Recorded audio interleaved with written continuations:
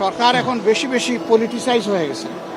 খুবই স্পষ্টভাবে বলেছি যে সরকার বা বিএনপি একটা ছলচাতুরি করছে। তারা 7 দিনের জাপান সফর শেষে আন্তর্জাতিক হজরত শাহজালাল বিমানবন্দরে সাংবাদিকদের মুখোমুখি হন জামাতের আমির এবং বিরোধী দলের নেতা ডাক্তার শফিকুর রহমান।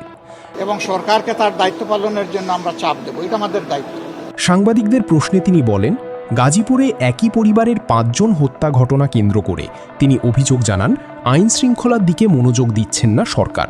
তিনি আরও বলেন, সরকার এখন পলিটিক্যাল হয়ে গেছে, এই সময় দেশের নাগরিকের সুরক্ষা আগে। সরকার এখন বেশি বেশি পলিটিসাইজ হয়ে গেছে।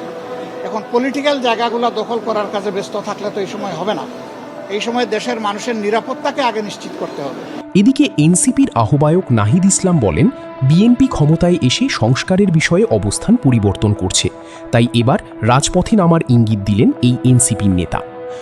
খুবই স্পষ্টভাবে বলেছি যে সরকার বা বিএনপি একটা ছলচাতুরি করছে। তারা জুলাই সনদকে